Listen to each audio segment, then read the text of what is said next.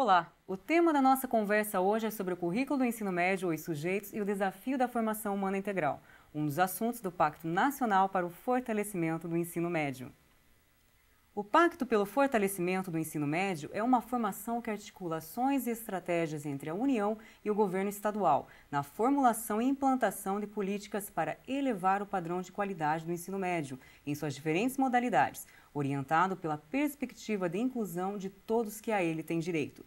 No que diz respeito à discussão sobre o currículo do ensino médio, os sujeitos e o desafio da formação humana integral, as diretrizes curriculares nacionais para o ensino médio propõem que toda atividade curricular do ensino médio se organize a partir de um eixo comum, trabalho, ciência, tecnologia e cultura, e que se integre a partir desse eixo a totalidade dos componentes curriculares. E para falar melhor sobre esse assunto, nós recebemos a professora Lorena Laskowski, técnica pedagógica do Departamento de Educação Básica, e Ana Carolina Morello, também técnica pedagógica do Departamento de Educação Básica. Olá, tudo bem? Olá. Sejam muito bem-vindas para o nosso bate-papo sobre o currículo e sujeitos e o desafio da formação humana integral. Professora Lorena, hoje nós temos um grande movimento de discussão em relação ao ensino médio no Brasil. Como que surgiu todo esse movimento e por qual motivo? Bom, Keila, tudo começou com a Emenda Constitucional 59 de 2009, a mesma que instituiu o ensino obrigatório dos 4 aos 17 anos. Ela veio com o objetivo também de estimular a discussão ensino de qual o objetivo desse ensino médio. Aí, em 2009, foi criado o Programa Ensino Médio Inovador, o PROEMI, que tinha como objetivo continuar essa discussão em cima do ensino médio e fomentando propostas curriculares inovadoras. Depois disso, teve uma série de ações que culminou no Pacto pelo Fortalecimento do Ensino Médio, essa formação que nós, professores, estamos participando hoje. É importante ressaltar que nesse processo foi instituído o Parecer 05 de 2011 do Conselho Nacional de Educação e a Resolução 02 de 2012, a qual criou as Diretrizes Curriculares Nacionais do Ensino Médio. Aproveitando que você acabou de citar as Diretrizes Curriculares Nacionais para o Ensino Médio, o que são essas diretrizes e qual a função desse documento no contexto escolar? Então, Keila, é um documento que aponta elementos para reflexão sobre o contexto, sobre finalidades, sobre dificuldades do ensino médio, que é a nossa etapa final, obrigatória da educação básica. É importante que quando a gente ler o documento, as diretrizes, leia também o parecer 05 de 2011, pois nesse documento criado pelo Conselho Nacional de Educação, ele tem elementos que são melhores definidos, são definidos com mais aprofundamento. Então, a gente tem que sempre ler os dois documentos juntos. É que, na verdade, assim, na Resolução 02 de 2012, eu tenho apenas os tópicos principais para fazer a instituição da legislação. Já no parecer 5 de 2011, eu tenho uma descrição dos conceitos que são utilizados, do que significa cada princípio. Então, é importante realmente não só conhecer a resolução, mas também estudar e conhecer, se aprofundar, enfim, sobre as questões que fazem parte e que deram origem, então, a essa resolução, que foi o parecer 5 de 2011. A partir desses apontamentos que vocês acabaram de fazer, qual seria a proposta das diretrizes curriculares nacionais para o ensino médio no que se refere à organização do currículo? Então, a diretriz, ela pensa para a formação integral humana. Ela trabalha em cima de dois eixos. O trabalho como princípio educativo e a pesquisa como princípio pedagógico. Aí, ela trabalha com 4 dimensões também no inciso 8º. Ciência, cultura, tecnologia e trabalho. Essas 4 dimensões, elas não podem ser trabalhadas fragmentadas. Elas precisam trabalhar ser interrelacionadas. O que significa cada uma dessas dimensões? Então, na verdade, o trabalho, ele não pode ser entendido de forma pequena, nem literalmente, porque ele é muito maior. Na verdade, ele está relacionado a toda a prática e ação humana. Então, desde o pensamento, desde o esforço, e a própria questão laboral mesmo, que fazem parte de construção do processo histórico do homem. Então, o trabalho, nesse sentido mais amplo, nesse sentido mais ontológico.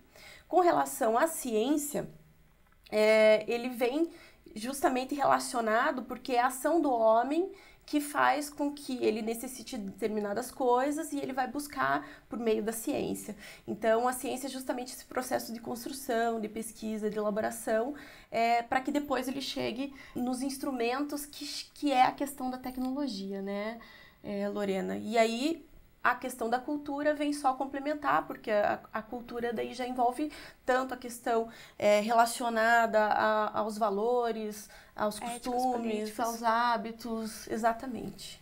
Que vão conduzir, que vão nortear a sociedade. Então, um está realmente relacionado ao outro. É bem relevante o que vocês acabaram de colocar, porque hoje os jovens demandam uma escola que faça sentido para a sua vida, que contribua para a compreensão da realidade. Eles reivindicam que o que se ensina na escola tenha relação com o seu cotidiano. A partir desse grande desafio, quais são os apontamentos feitos pelas diretrizes curriculares nacionais para o ensino médio sobre essa questão e de que forma a escola pode fazer uma discussão para atender essa perspectiva? Bom, se a gente trabalhar com base nesses princípios que nós discutimos, relacionando com o contexto dessa escola, a gente consegue dar sentido realmente para esses jovens. É importante que não tenha essa separação das diretrizes sem o contexto. Então, quando for preparar a proposta curricular, que eu leve em consideração realmente o contexto, quem são esses jovens, o que eles querem ao preparar esse documento. Na verdade, a diretriz ela trouxe uma discussão bacana, porque toda discussão de currículo, na verdade, ela nunca levou em consideração o que esses jovens pensam, querem, enfim, né? E aí, o parecer e a resolução, ele traz, então, essa necessidade de se discutir essas juventudes. Não fala nem de juventude porque não existe uma só, são juventudes, né? E levar em consideração, seja qual ela for, o objetivo, na verdade, dessas juventudes, né?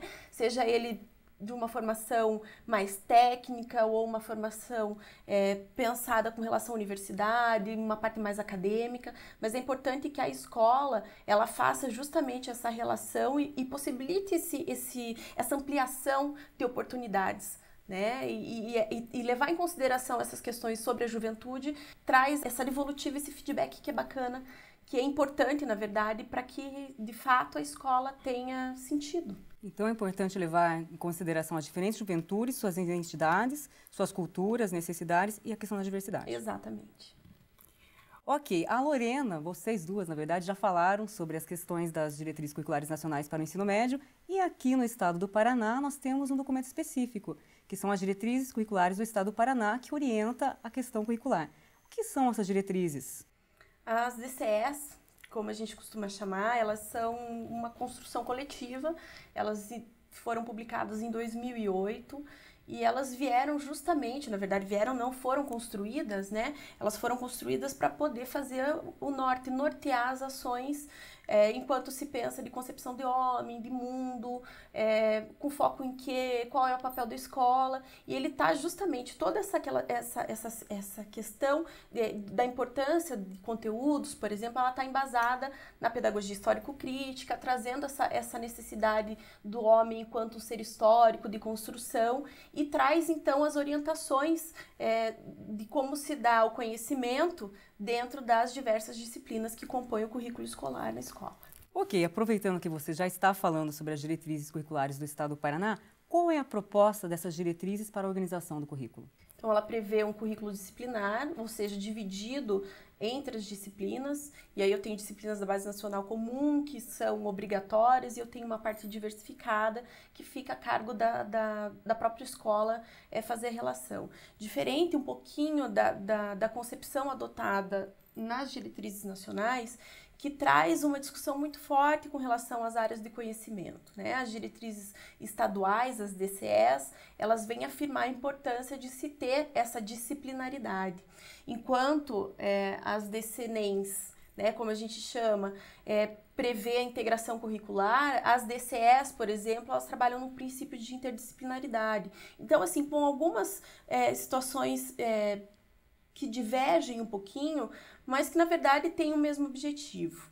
Com relação à própria estrutura dos conteúdos, por exemplo, a diretriz estadual, as DCEs, elas têm uma divisão de conteúdos por conta da própria organização. Então, primeiro eu tenho os conteúdos estruturantes, que são os saberes maiores, que é justamente a relação entre a prática escolar e aquela formação mais universitária, aquele conhecimento mais acadêmico. Então, a gente forma esses conteúdos estruturantes. A partir do conteúdo estruturante, eu posso fazer um desdobramento nos conteúdos básicos, e a partir dos conteúdos básicos, então, eu posso fazer o desdobramento no conteúdo específico.